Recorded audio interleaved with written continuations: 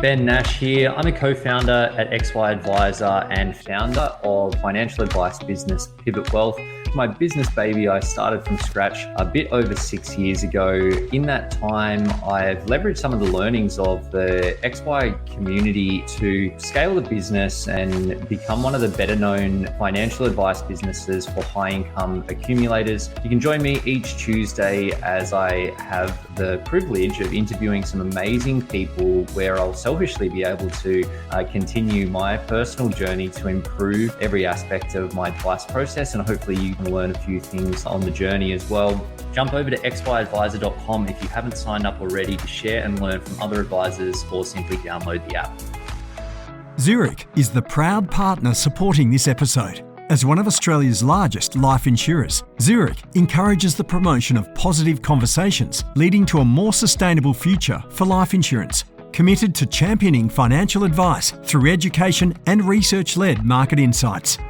Hey guys, Ben Nash from the XY Advisor crew here, and today I'm pumped to be here with the one and only Mr. Michael Back from Human to Human. Michael is I don't even know what you call him, a marketing super genius, team overlord, client experience, something. Backy, thanks for joining us, buddy. It's a pleasure to be here. Thank you for inviting me on, Ben. Mate, it's always a pleasure chatting to you, and I'm keen to pick your brain on a bunch of things today. But yeah, I know that through your work, you work with a lot of different advice businesses, so you see from the people in the trenches. So I thought a good place to start was talking a bit about what are the trends that you're seeing at the moment. Obviously, a bit of a weird sort of dynamic in the market. You know, we've got people coming out of COVID, markets up, markets down, advisor numbers up, down, all over the place, compliance through the roof. Yeah, mate, what are you seeing out there? So it's obviously been a very interesting couple of years for a range of reasons, but particularly for financial advisors. I think all the business owners I work with out there had that oh crap moment at the start of COVID where they thought, we're a luxury good, we're not an essential good, we're going to be the first thing cut from people's budgets, and the people saw the demise of their business playing out before their eyes. And JobKeeper probably helped things tremendously. But ultimately, I think what a lot of advisors, and particularly younger advisors who hadn't been through a crisis before, learned was that we're not really in the advice game here, we're in the certainty game. And at times when people were less certain than ever, they almost ran out the door, digitally to find financial advisors to give them comfort and certainty and to make sure they were making the right moves. So probably for the first time I've been in the industry over a decade, but I think for the first time in that period of time, I would say finding new clients and new business is not the biggest challenge that financial advisors are experiencing. I think the quality of leads that people are getting is a challenge. So some people are getting a mix of leads and not necessarily their ideal clients, but for the most part, business growth isn't a tremendous challenge. The perfect storm that has transpired though is that with all the regulation, with the aftermath of the Royal Commission, the pain of bringing on a client and the amount of steps required in an onboarding process, if you combine that with the amount of new business that's coming in the door, it's creating huge amounts of pain and tremendous bottlenecks in the onboarding experience for a lot of advice firms. So I think most businesses that I'm speaking to out there are experiencing a lot of back office pain, and there's this vision in their brain as to it just should be easier. We've got all this technology, yet our life is harder than ever. And bridging that gap between where they are and using all these tools that they either already have or that are out there and they're hearing people talk about, but bridging that gap between their business as usual and all this great technology that's supposed to save them time, it is a really, really big pain point that I'm seeing out there. So that's probably one of the biggest struggles that I'm seeing. Yeah, definitely. I know for us, like we're just in the middle of a big tech transition, and it still blows me away with all the advisors out there and all the money that's in advice and advice tech, that it's still not simple and seamless when it comes to a lot of this stuff. And I think we've gone down the path of let's pick the best of breed, tech in their categories and try and figure out a way to get them to talk to each other. But realize that, especially in a business that's been growing, and we've been experiencing a fair bit of that growth that you mentioned off the back of the COVID disruption, that duplication of data creates, especially with the spotlight more on compliance. Apart from being inefficient, it creates a huge amount of risk from a compliance perspective, and then risk with your clients, and just an enormous amount of rework. So having a tech stack that actually talks to each other and minimizes that double handling, I think, is a huge opportunity for efficiency. But would also totally agree with those comments. We certainly did panic stations in the front end of COVID. My business seized up. We certainly were a luxury good. I think it was like 6 weeks where it was just crickets from a new client perspective, which I suppose is understandable. But then the floodgates opened, and kicking off from that point. And since then, for us at least, it's been definitely those challenges around onboarding clients. But then when there's tons of work to do, how do you manage it effectively from a one tech perspective, but two from a team perspective, and setting your team up for success, dealing with the personal impact, I suppose, of COVID lockdowns and people working from their bunker and not being able to do the same things and that you could do pre-COVID. And then people have got personal stuff going on, and obviously it's impacted, I think, everybody's mental health to some level in terms of, as much as I always thought that I could work from a dark cave for the rest of my life, COVID has put that one to the test. And it's certainly challenging. And I think that along with the growth, and something that I've seen from talking to a lot of advisors through this podcast is, that team thing is a real issue, finding good people, supporting them in the right way, getting them to work effectively. And it's absolutely not easy, because everyone is their own snowflake and different approaches, and then you've got to take a business view. So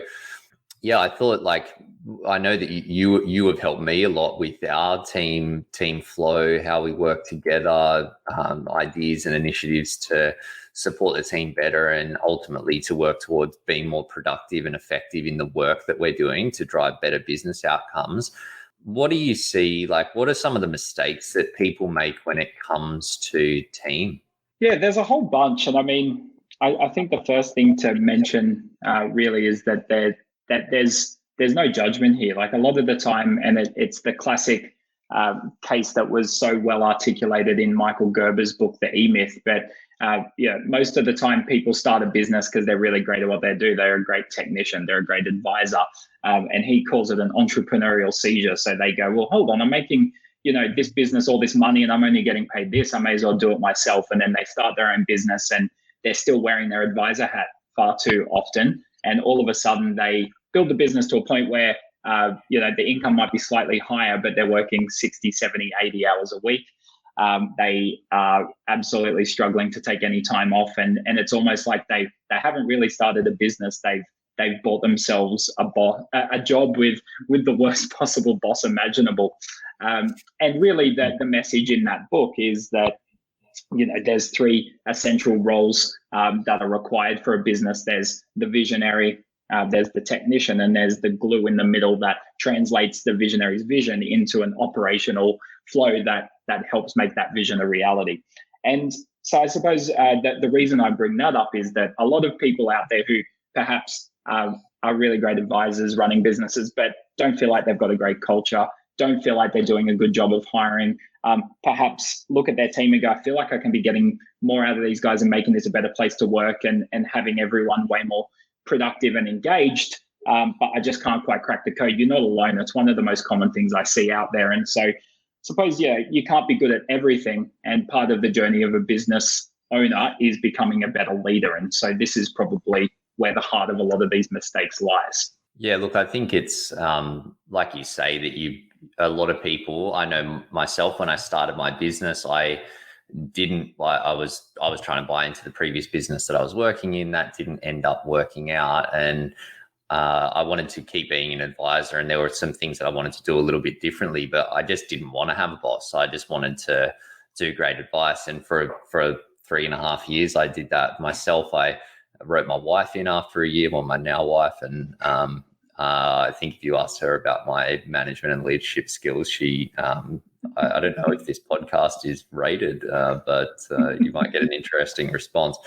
But then you go, well, okay, I can't do all this work myself, or don't want to do all this work myself, or want to have some of that freedom, which is why people start businesses, why I started a business, or one of the reasons, at least in the first place, and realize that you need to get a team around you. But it's a whole different skill set, approach, the things that you need to to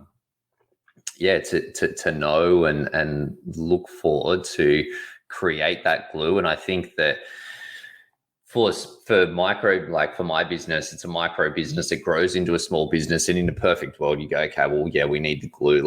Who's awesome at that and who knows all the stuff, and then let's just go pay them some money and get them to do it. But like, you've got to balance resourcing, revenue, where the business is at, trying to actually make a buck.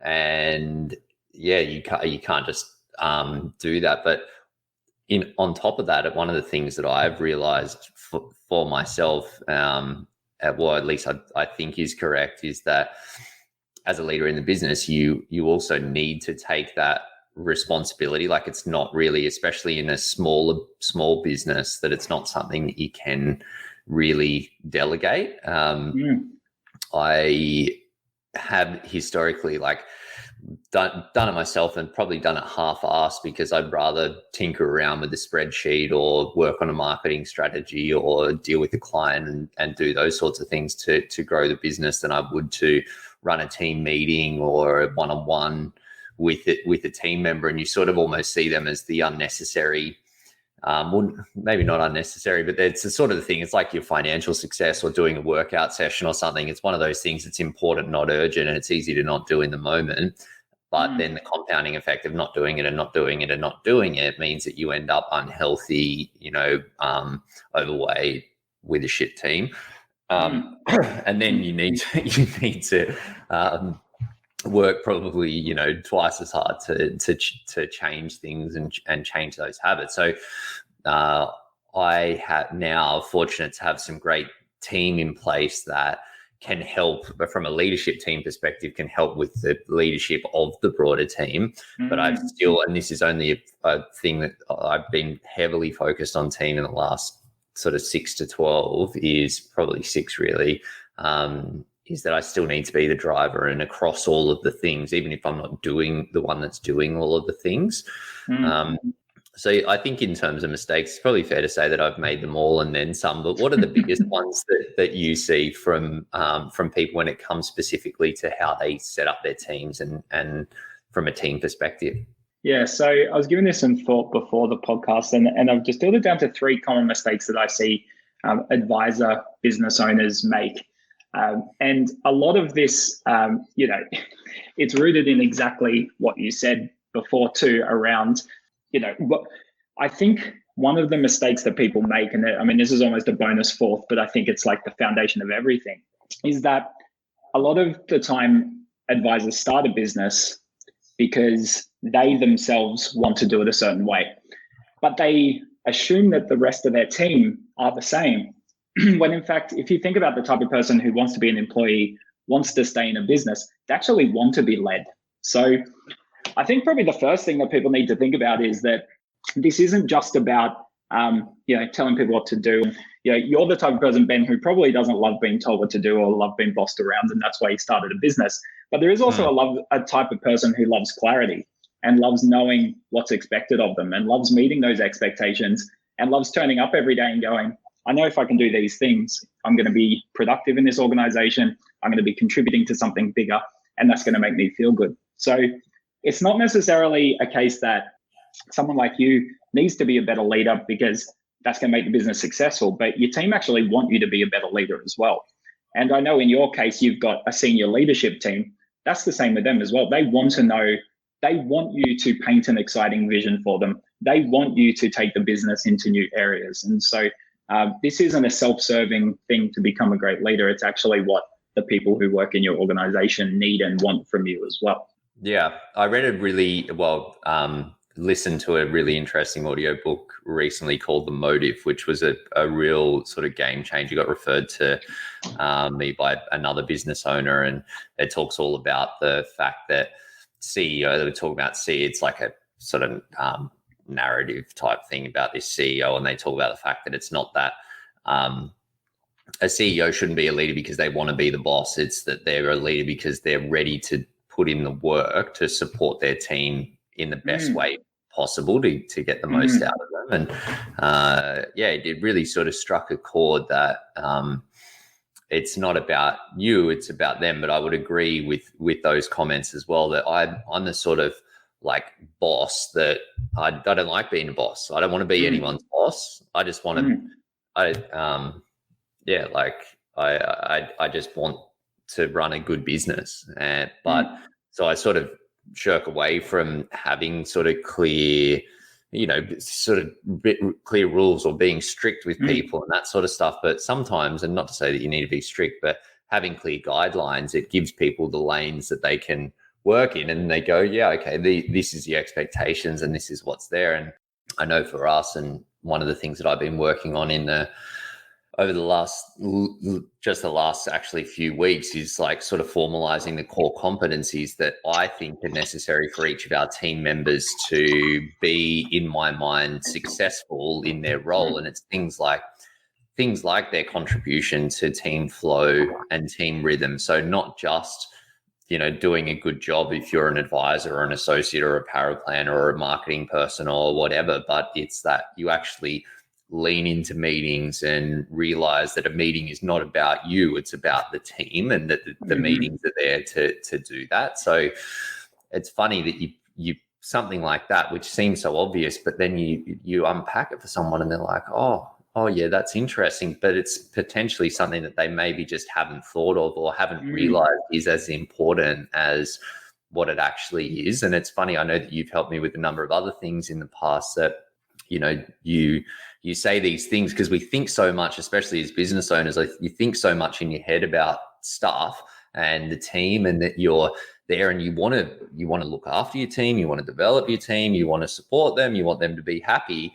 But sometimes you say, I remember you told me that we were going through a bit of culture change at one point, and working with a team member, and said to tell them that I really wanted them to be part of the team. And I'm like, that's fucking ridiculous. Like, of course I want them to be part of the team. That's why I hired them, and why I continue to pay their wage every month. But then I said, I was like, I really value you and I want you to be part of the team. And they're like, oh, wow. Like, thank you so much for saying that. And I'm like, God, like what the But it's these simple things that I think we take for granted and go, well, that's blatantly obvious to us, but it's not always obvious to every person. And it's a lot of I've been smashing the blink list, as I've told you last time we were talking, on like these snippets of books. And a thing that keeps coming up is that the leaders in the business are chief reminding officers to just keep, banging on about things. And I'm always reluctant to do that, like I think a lot of people are, but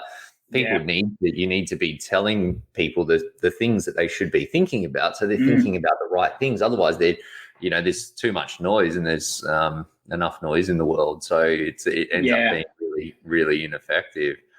And that dovetails absolutely perfectly into the first mistake that I outlined here, which is that most business leaders assume their team are mind readers, and to be quite blunt, they don't think about the business anywhere near as much as you do. And so a lot of the time when you say things, in the moment they go, yeah, I get it, cool. And then something else happens in their job or in their life. And all of a sudden it's all too forgotten. And you might remind them in a few months, they go, oh, that's right. Yeah, we did say we were going to do that. Or, oh yeah, I was going to focus on that, but I've completely forgotten. So actually one of the biggest favors that you can do to your team is to continually remind them of the important things. And Ben, you've heard me wheel this one out many times, but my concept of the success triangle, which is, in order to be successful in anything, you've got to have three things. You've got to have clarity, capability, and motivation. So to put that in a different way, clarity, you've got to know what success is, and you've got to know what you're doing. Capability, you've got to be able to do it. So you've got to have the skills, the knowledge, the time, the talent in order to achieve that version of success. And then motivation. So you might know how to be successful, you might have all the skills, but you just mightn't want to be successful. You're never going to get there. So you need to have all three of those things in balance, whether it's within your business or as a person. But the one of those three areas where time and time again, I feel like success is sabotaged is clarity. People assume things are clear and they're not. And as a leader, you get frustrated because things aren't happening the way they should, or people aren't focusing on the right things. And most of the time, that's because you just haven't made it as clear as you think you have. So there's probably a chance that whatever that important message is for your team that they're not connecting with, you've got to say it enough times that you can actually, they start finishing the sentence for you. And only when you've got to that point where you go, right, they're sick of hearing this, that's probably the moment when they actually have truly absorbed and understood it.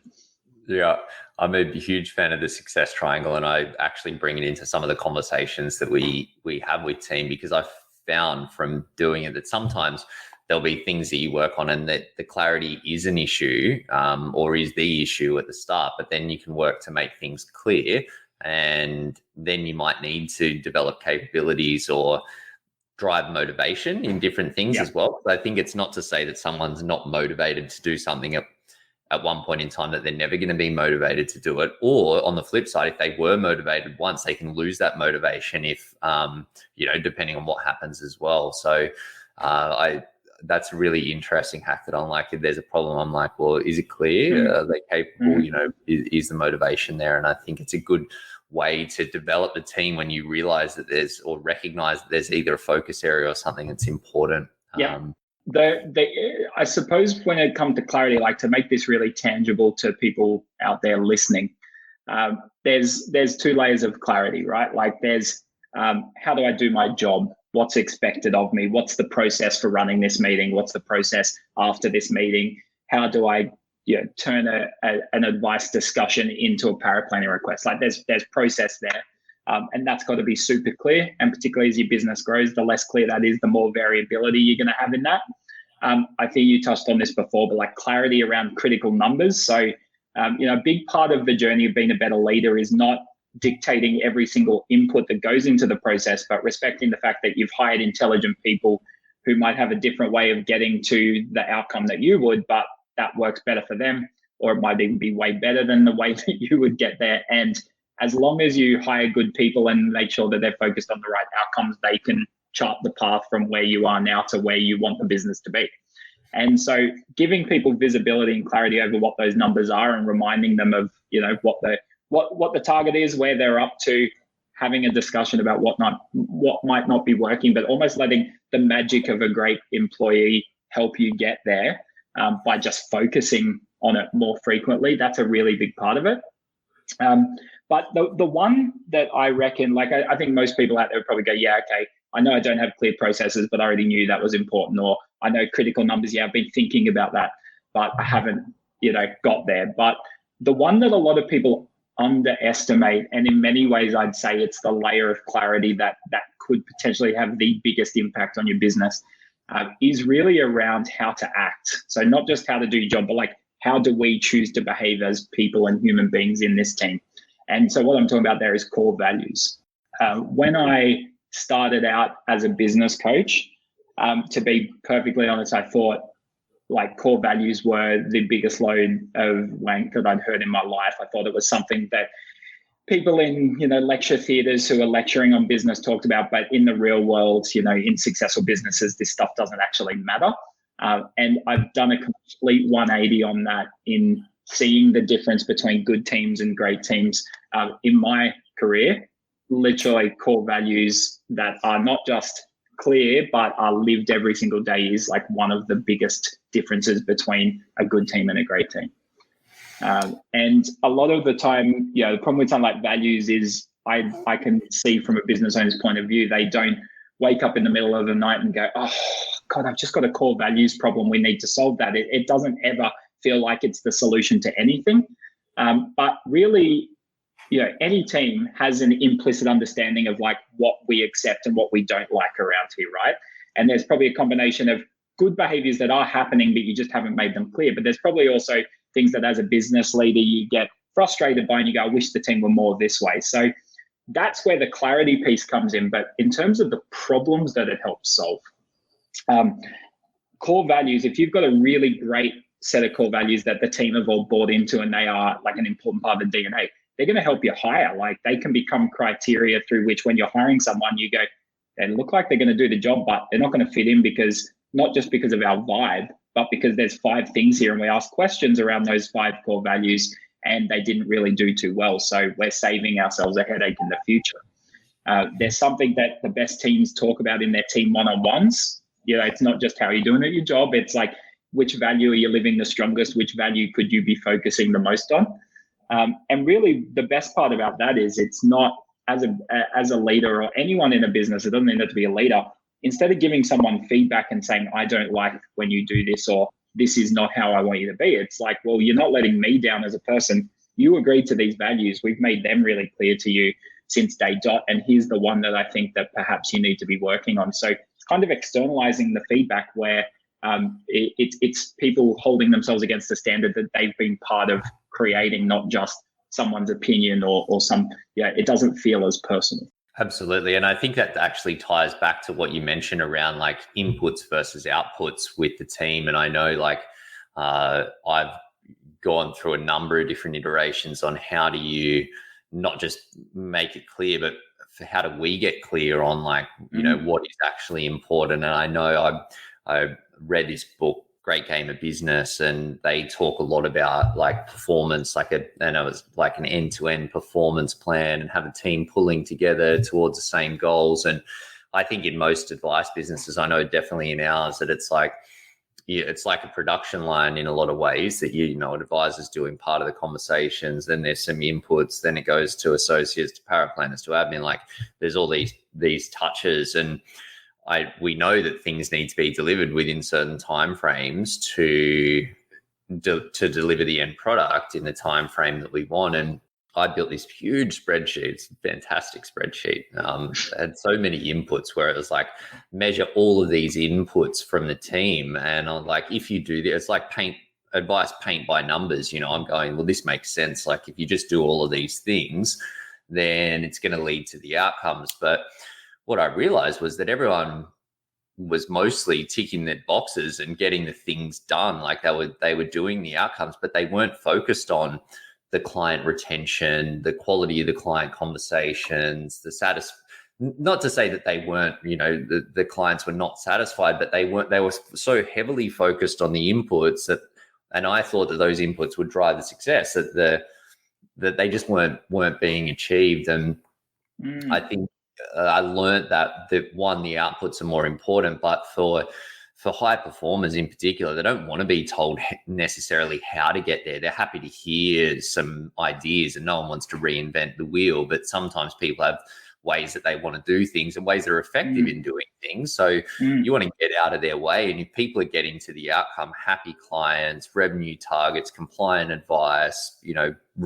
clients referring because they're stoked with the help that you've provided them, and the team is supported and happy in the work that they're doing, then that's a win. And who cares how they're getting there, as long as it's all sort of on the level.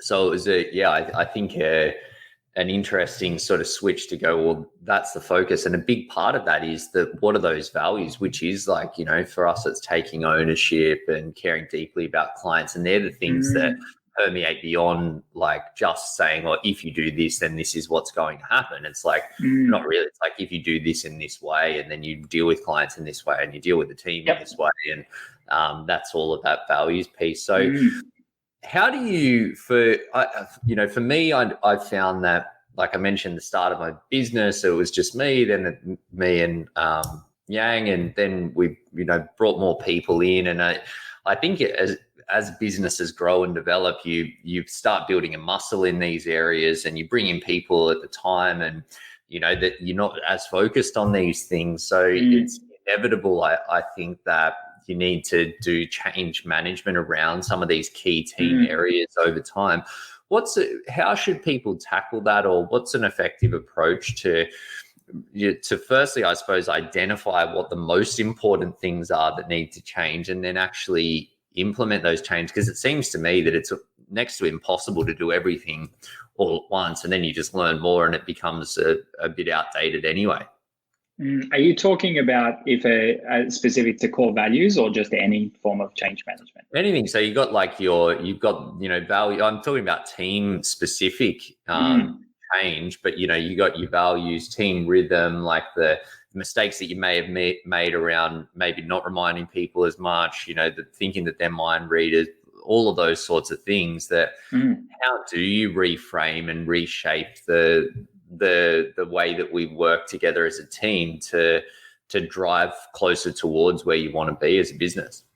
Yeah, so there's two natural starting points, and I think it's got to you probably would choose your starting point based on the problem you're dealing with. Those two natural starting points are if you feel like that the business is performing well, the team are quite good in their roles, but there's a little bit of a culture gap, or it's more that there's a variability in behaviors and you just don't feel like there's this consistent attitude towards work, and you just kind of feel like there's little elements of toxicity across your team. I think values is definitely the place you need to start. If you feel like it's more of a performance issue, there's a lot of wasted time if things are taking too long, or the business isn't growing, or there's some, I suppose, more measurable pain across the business, I would be looking at bringing your team into a business planning framework as your natural starting point. So I'll quickly cover if you need to start with values, how I'd go about that, then I'll move into the second point I mentioned there. When I used to help businesses come up with their list of core values, it was like this really, it was like this kind of painful process where you're getting teams to fill out surveys and getting their input and then codifying it and going, all right, well, there's some themes here. And it took way too long. The way that I've found is the best place, at least as a starting point, to getting a shared set of values that your team can buy into is literally to find a list, and I can include one in the show notes if that would help, which is like 100 core values that are literally every single core value you can imagine, and then just getting the team to vote on the 5 or 10 that they think most represent the type of business they want your business to be, and then finding the commonalities and then meeting with the team going, right, we sent you this survey, here's what we found, and so here's the areas. The buy-in bit comes in 2 levels. First is like renaming it. So if the value is, I was going to say trust, but that's kind of like a ticket to the game. I think if you don't have trust, you probably don't deserve to be in the business in the first place. But if it was care as a value and everyone bought into that, actually adding some words to that and not just using the word care, but making it something that the team have created, and so they feel more ownership over it. And then going through a brainstorm process with the team going, okay, cool. Well, there's some, we've agreed that this area around care, which we've chosen to be, we look after everyone who comes into contact with our business. That might be the name of the value. And then you go, okay, how can we be living that better? And you brainstorm some tangible ways, whether it's in the advice process or in your teammate relationships, that you can be living that better. So I think don't try and overcomplicate it. Just give a list of values, get people to vote on them, and then get them to brainstorm some actions. But that's only one part of the process, right? Like doing that's great, but what happens is people have those great chats and then 3 months later it's all forgotten. So what's really important is that you do start building it into one-on-one conversations, into your hiring process. If you have a team meeting, maybe you have a section of the team meeting which is like people call out someone in the team who's living the values. It needs to become more part of your business as usual. Yeah, absolutely. I think that rhythm is all important. And again, it's challenging. I think, there's not a lot of people that live for internal meetings, but it is also the key to working together as a team, having those, opportunities to remind people, highlight values, highlight good performance, highlight numbers, metrics, inputs, outputs, all of those things. And then one-on-ones, and that was a big shift that we've made, that we've done that inconsistently in the past, but sometimes just that avenue for conversation. We only really started doing it super consistently this year, so only 3 months in, and just the little things that have come from those conversations, they seem like little things or small conversations, but it's translated into some massive change in the business. And in the absence of those wouldn't be there. So I think for us, that's been a huge one of baking not just the internal, the weekly meeting or the retrospective or the advice meeting or whatever into the calendar, but those other ones and really rigidly sticking to them, I found to be super helpful. Yep, absolutely. Yeah, I think we're back to clarity, right? Is that if you get clear on the values and then don't keep reinforcing them, that clarity disappears. So yeah, it's really like just making everything super clear, but bridging the gap between this, slightly pretentious word that sits on or phrase that sits on your wall versus it being really tangible and actionable and making sure that people can live it. I think I wouldn't say that every single business out there, values is where to start, because, as a business leader, you've got 99 problems and you've only got so much bandwidth for change. And so I think it is important that you recognize where you are now and what your next move should be. One of the other mistakes I see a lot of leaders make, and it's basically treating their team like kids and wondering why they act like kids. And what I'm talking about here is this culture that you see in a lot of businesses, all types of small businesses, and that includes advice businesses, where you've got, I call it the parents and kids culture. You've got these leaders and they're responsible for all the big adult stuff, and we're just the kids. We don't really know what they're in those meeting rooms talking about. We don't really understand if the business is doing well or not. I know that they're talking about this system or this CRM all the time, but I don't actually understand why they're talking about that. I know that the leader has gone on a really nice holiday and just bought a house. So I assume that their business is doing well, but I'm not actually really sure if that's the case or not. And so bridging that gap between the conversations you're having at a leadership level and the rest of the team is absolutely critical. There's a couple of reasons why. Firstly, it's what we were saying before, that if you're focusing on the outcomes and the targets, people just find this subconscious magical way of aligning their behavior to get there. You can do that in a very direct sense too. I'll talk about that in a sec. But we talk about the challenges that advisors are having finding good people, which is a huge pain point in advice businesses at the moment.